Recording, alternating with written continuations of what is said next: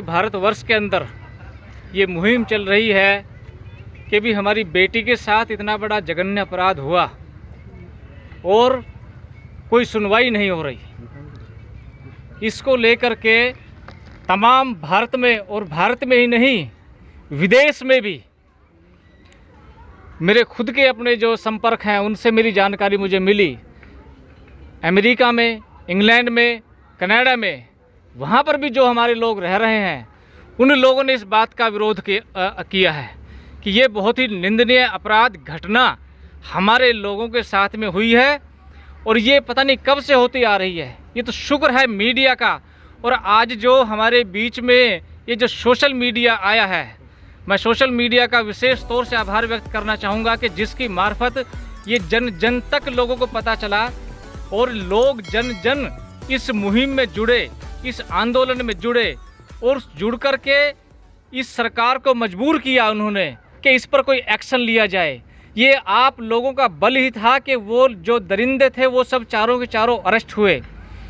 उसके बाद की घटना अगर आपको पता हो तो यूपी में ये हुआ कि वहाँ पर किसी को घुसने नहीं दिया, यहाँ तक कि मीडिया कर्मी तक को भी नहीं घुसने दिया, एडवोकेट लोगों को भी नहीं घुसने दिया, और जो दूसरे सोशल एक्टिविस्ट थे उनको भी वहाँ की सरकार ने वहाँ पर नहीं घुसने दिया।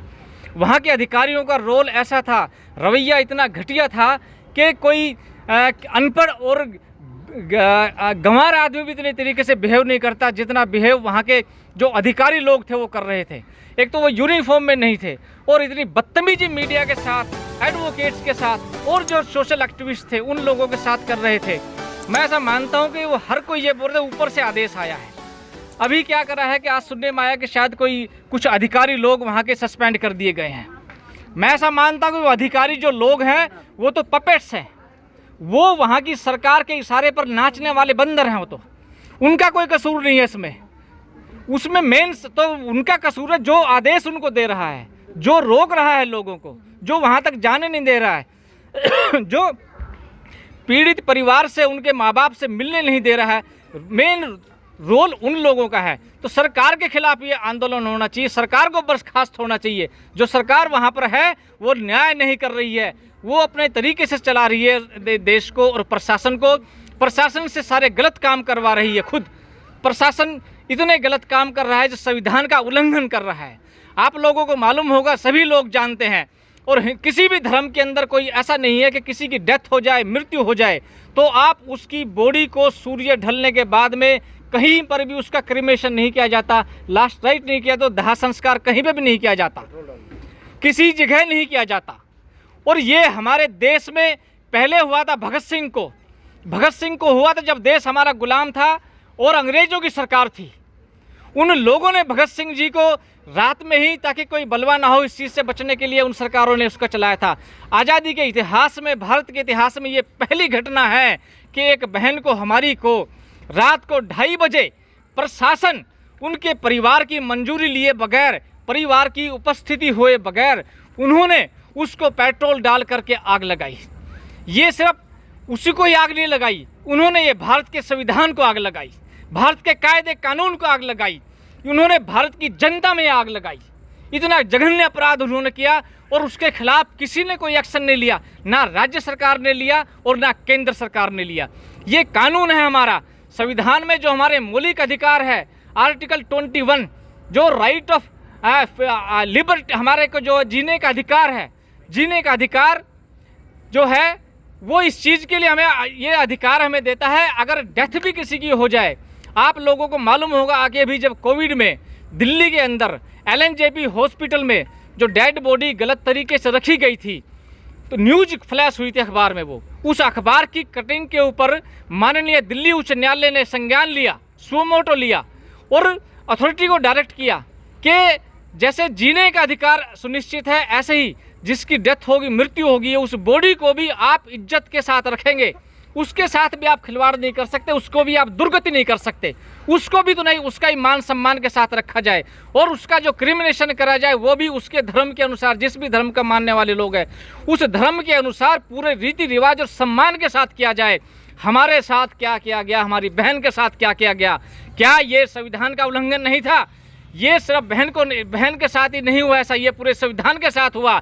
ये यहाँ की मीडिया के साथ हुआ, ये यहाँ के एडमिनिस्ट्रेशन के साथ हुआ, ये यहाँ की जस्टिस जो प्रणाली है, न्याय व्यवस्था है, उसके साथ अपराध हुआ है।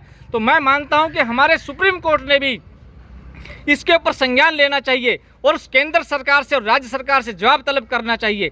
अभी एक आपके लिए अच्छी बात हमारे लिए ये है कि इस अपराध की संज्ञान, श्वेत संज्ञान जिसको बोलते सो मोटो, इलाहाबाद हाई कोर्ट ने लिया है और उसको फिक्स कर दिया है 12 तारीख के लिए। 12 अक्टूबर को रिपोर्ट देंगे वहाँ के एसपी को, डीएम को, इन लोगों को, जितने बड़े अधिकारी उसमें शामिल थे उस कांड के अंदर, उसको सबको तलब किया है। लेकिन फिर भी हम ये चाहेंगे कि ये आंदोलन हमारा तब तक नहीं रुकेगा जब तक इस समस्या का कोई परमानेंट हल नहीं होगा। ये जो आज हमारे सामने आ रहे हैं, ये परिणाम आ रहे हैं, कारण कुछ और, जब तक हम कारण को ख़त्म नहीं करेंगे, जब तक इस समस्या का हल होने वाला नहीं है। आज हमारी एक बहन मनीषा के साथ हुआ है, कल को कोई दूसरी मनीषा होगी, कल को कोई तीसरी मनीषा होगी। क्या हमने बेटियां इसलिए पैदा करी है कि वो इन दरिंदों की हैवानियत का शिकार होती रहेंगी? इसलिए हमने हमारी माँ बहनों के दूध में इतनी ताकत नहीं है क्या इस हैवानियत को हम रोक सकें? ये प्रण करें हम लोग और अपने बच्चों को भी, अपने बेटों को भी ये तालीम दें कि जैसे हम अपनी बेटियों को कहते हैं कि बेटा इज्जत तूने घर की रखनी है, बेटों को भी कहें कि तुमने भी घर की इज्जत रखनी है, इस देश की इज्जत रखनी है। आज भारत में ही नहीं, पूरे संसार के अंदर भारतवर्ष का नाम गर्त में मिल रहा है, बेइज्जती के साथ लिया जा रहा है और ये देखा जा रहा है कि ये कैसा देश है, ये कैसे लोग यहाँ रह रहे हैं। कभी यहाँ पर किसी महिला के साथ कुछ अत्याचार हो जाता है, किसी को मार दिया जाता है, किसी को रेप कर दिया जाता है, किसी को जला दिया जाता है। कितनी बड़ा जघन्य अपराध किया होगा, कितनी पीड़ा उसने सही होगी, उसके साथ कितनी अनहोनी घटना उन्होंने करी, उसकी कमर तोड़ दी, उसकी गर्दन तोड़ दी, उसकी जीभ काट दी। आप सोच के देखो, मतलब लोगों के रोंगटे खड़े होंगे। जो मीडिया है, विदेशी मीडिया है, वो तो इसको देख करके हैरान है। वो कह रहा कि ये कैसा देश है, ये देश है या अजायब घर है।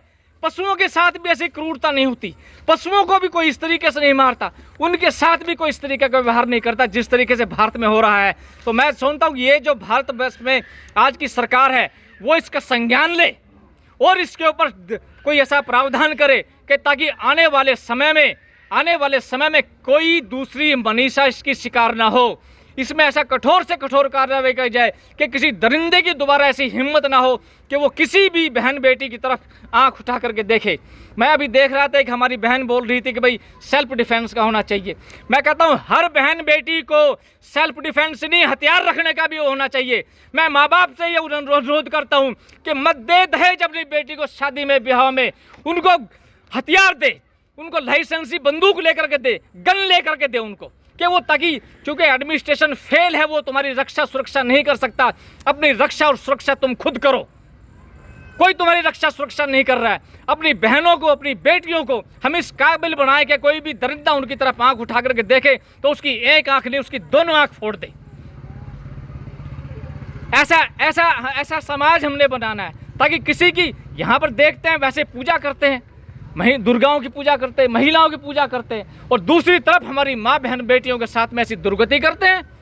ये दोहरी जो मानसिकता के लोग हैं उनको यहाँ पर टिकने नहीं दिया जाएगा, रुकने नहीं दिया जाएगा किसी भी तरीके से।